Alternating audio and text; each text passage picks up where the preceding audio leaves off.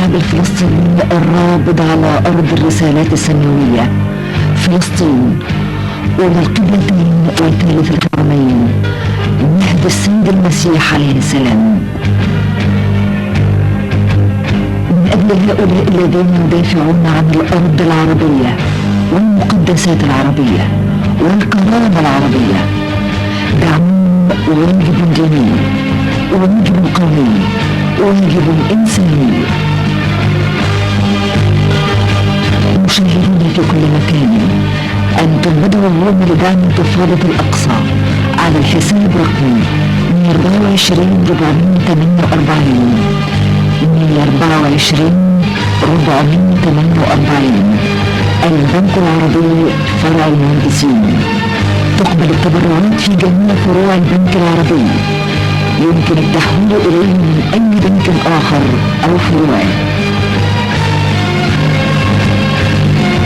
تصل هذه التبرعات مباشرة إلى المتضررين من العمال والمزارعين الذين فقدوا أبسط مقومات الحياة الأساسية وباتوا في أمس الحاجة إلى دعم معين.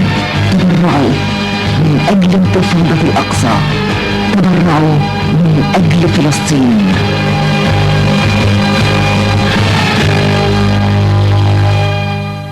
أعزائي المشاهدين، أهلا بكم مع حلقة جديدة من برنامجكم بدون رقابة.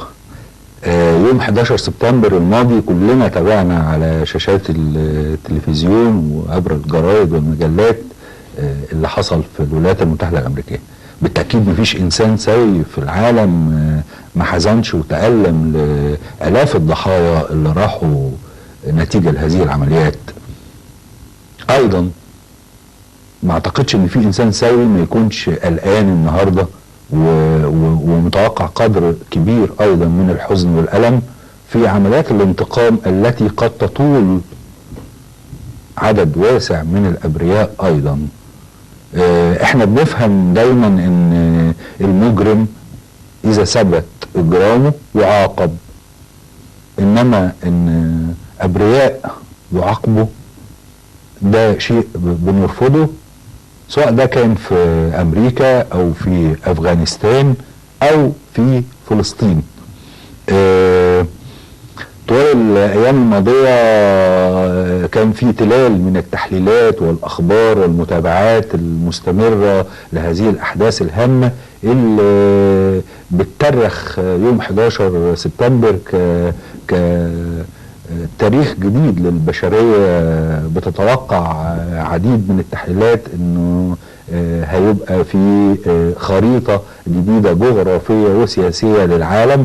الولايات المتحدة الأمريكية داخلة بعزمها في هذا الموضوع، والموضوع طبعا زي ما هم بيقولوا الأمريكان انه هيبدأ ببن لادن ولكن لن ينتهي ببن لادن.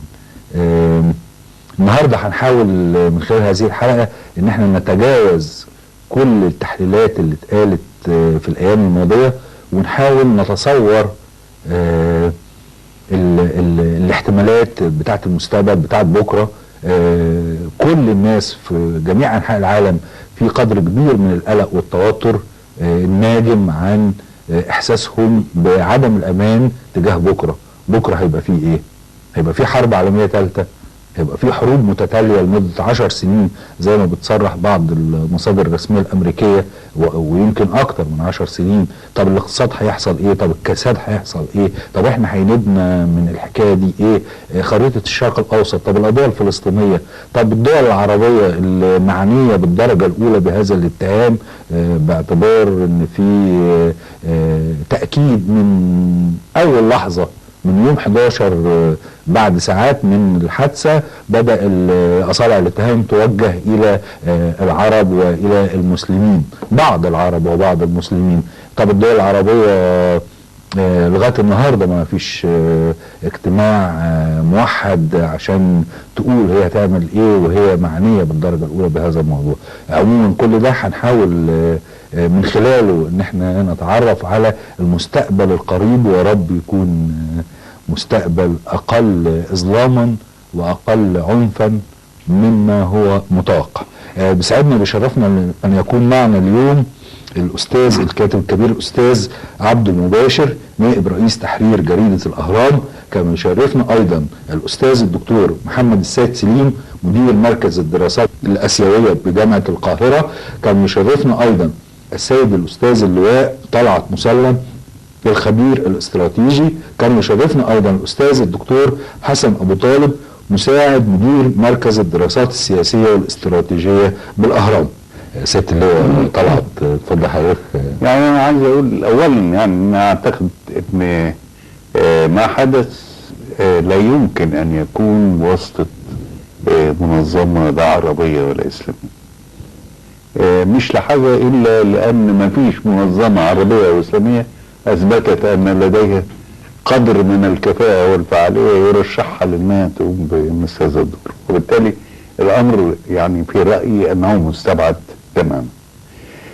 اجي بقى برضه المستقبل. انا كنت عايز استوقف حضرتك في النقطه الاولانيه دي. يعني الواحد فاهم ان احنا ما نقدرش نحكم، مش احنا بس يعني